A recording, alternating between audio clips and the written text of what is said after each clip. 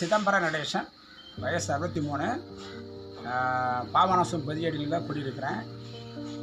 TNEB Tamil Nadu electricity போர்டில் வந்து AEI இப்போ ஒர்க் பண்ணிகிட்ருக்கேன்.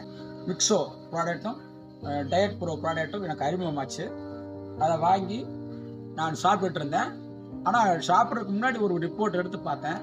அதில் உள்ள ரிப்போர்ட் படி HbA1c டெஸ்ட் 8.5ம் குளுக்கோஸ் லெவல் 197 இருந்துச்சு.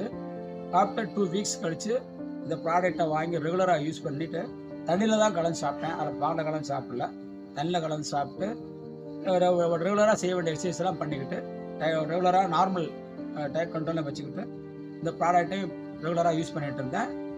அப்போ ஆஃப்டர் 2 வீக்ஸ் வந்து HbA1c டெஸ்ட் வந்து 1.5 குறைஞ்சு 7 வந்துச்சு, நார்மல் லெவலுக்கு வந்துருச்சு.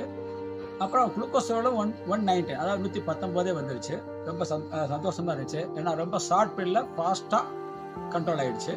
அதுக்கப்புறம் அதே அப்படியே மெயின்டைன் பண்ணிட்டு வந்துட்டுருக்கேன். இப்போ எனக்கு சுகர் நார்மல் கண்டிஷன்லேயே மெயின்டைன் ஆகிட்டு இருக்குது. குளுக்கோஸ் லெவல் ரிப்போர்ட் வந்து HbA1c டெஸ்ட் வந்து 8.5 இருக்குது, குளுக்கோஸ் வந்து 197 இருக்குது.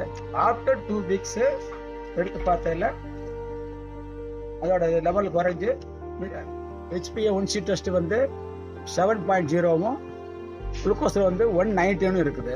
HbA1c கீழே இருக்குது, கீழே காட்டணும்.